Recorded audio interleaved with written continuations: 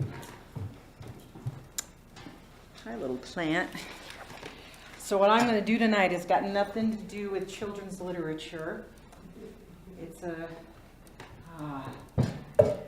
let me get settled here. So a year ago, I met this extraordinary being, Audrey, who invited me to share my stories.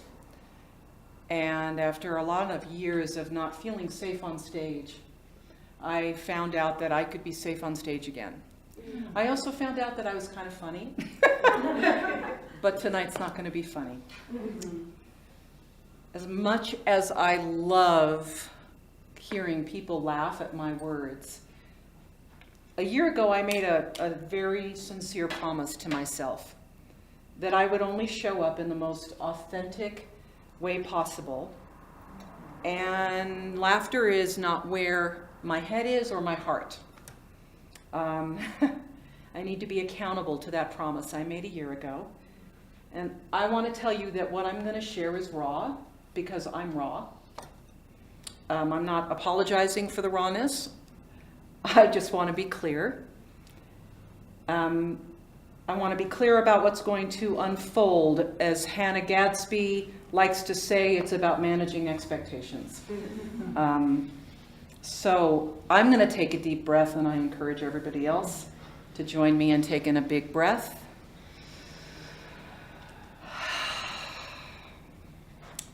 My mother is in hospice, dying, and I'm the daily witness, her death project manager.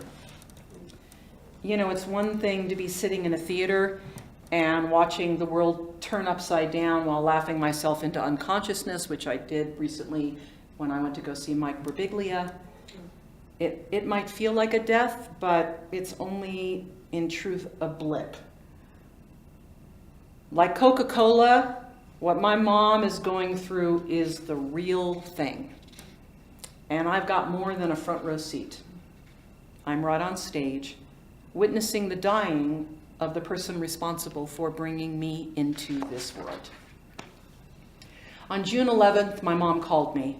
She was in serious pain 10 days after a bout in the hospital for what they diagnosed as colitis.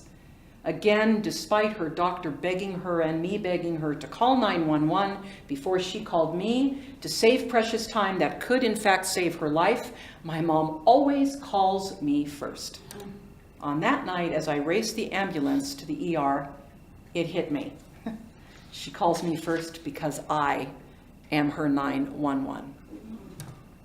Test results showed a bowel obstruction, a hiatal hernia that had punched her stomach into her heart cavity, and she was battling an infection in her left lung and right psoas.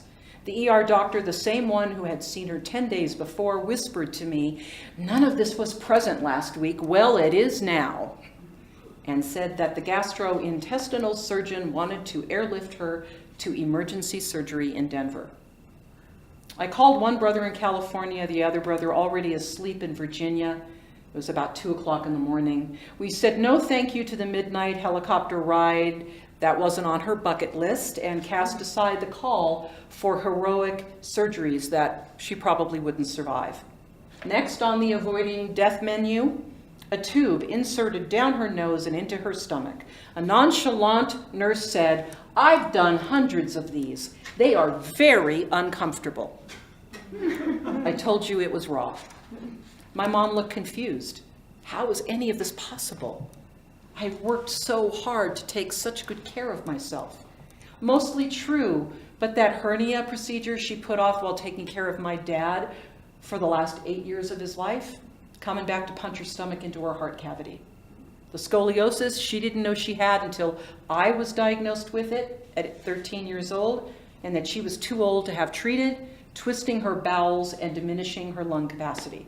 The other stuff, no clue.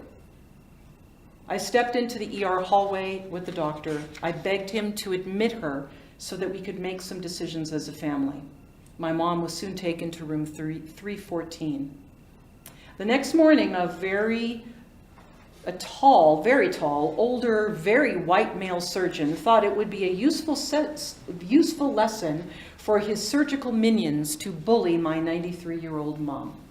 When she hesitated about the tube, he belittled her. When she said she wasn't sure she wanted it, he coldly informed her, if you don't get the tube, this is what's going to happen.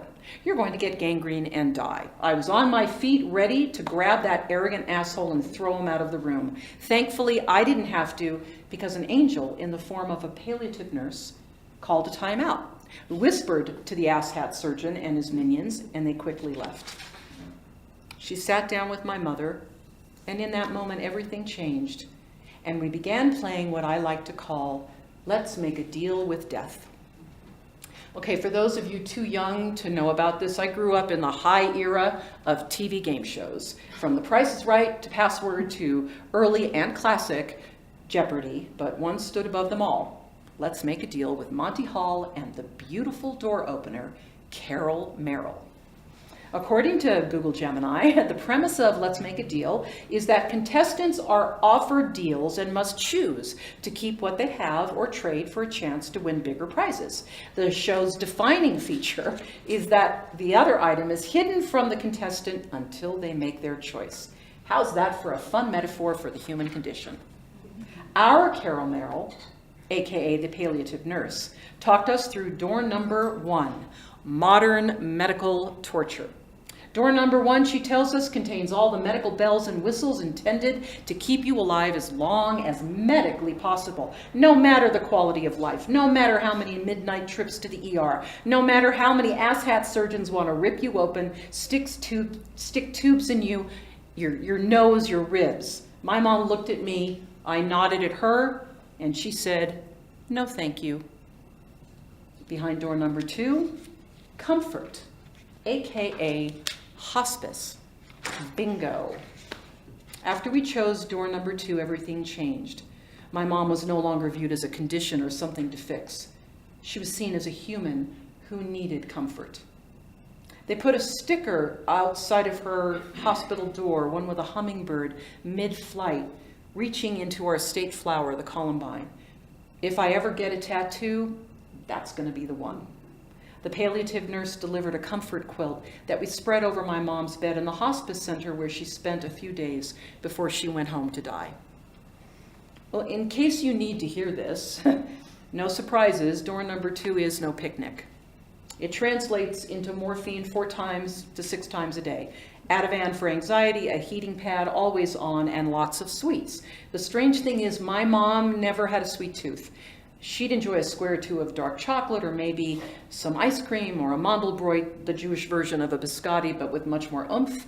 Now, I watch her pick at dinner like she's a toddler, and then dive full face into whatever sweet is on her plate. Cookies, brownies, cobblers. She's discovered Boston cream pie. Well, you know, and as amusing as that is, the sugar craving is part of the process. See, the brain is working extra hard to function and process, and glucose is what makes this happen. For my mom, whose amazing brain is ebbing away like a low tide that's never going to return, she's become a sugar hound. She always asks me if I want some, and when I say no because of gluten and dairy restrictions, I can tell she's relieved. Gotta keep feeding that brain. So the initial diagnosis, a few days to a few weeks. But being the starker, Yiddish for jaws, she is, we're on month number 3. That includes 2 inpatient hospice visits, 24/7 home aid care to the tune of $7,000 a week, and that is without any medical attention whatsoever, and her long-term care policy that she's been diligently paying into for 22 years, barely covering half of that. Then one day, after she had her caretaker call me at 9 a.m. on a Sunday morning to relate that she was in a deep amount of pain, after a paramedic challenged me on why my spry mother is being admitted to hospice, we made the hard decision to have Mom moved to a skilled nursing facility. I cried as I packed up what remains of a lifetime, discarded and donated things I don't want in our garage or home. I've recreated her sweet apartment as much as I've been able to. She has a private room, as many suites as her 85-pound frame can handle, and people making sure she stays safe. Her hearing is deteriorating daily, and I worry that she won't one day be able to hear me say, I love you. Someone recently asked me a question I couldn't really answer and really pissed me off. They asked me when I was going to be back. My only answer to that, nothing that I want to say out loud.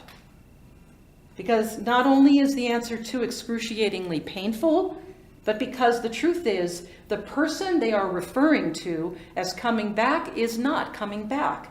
That's what grief does. It changes us if we let it. So I'm wearing a pin that came in a sweet death doula package one of my daughters and her partner sent to me. It reads, "Grief in process." It says something that is apparent and also hidden. My mom is still here, still taking up her rightful space in this realm, and yet I'm grieving because door number 3 is ajar, and as much as I try, I can't keep it closed forever. As a storyteller, there are stories I cannot wait to share. This is not one of them. And while it's not over, I'm acutely aware of the ending. I'm grateful to be able to tell this story as my mother's daughter, as a writer, and part of our human community. So I want to say something to my mom. Mom, I'm in it for the whole shebang. The ugly, the painful, the gross, the embarrassing, the excruciating ending. Because you are here until you're not. And that's what we're supposed to do. While you can still hear me, I want to say these 2 things. I love you. We're not done. Thank you.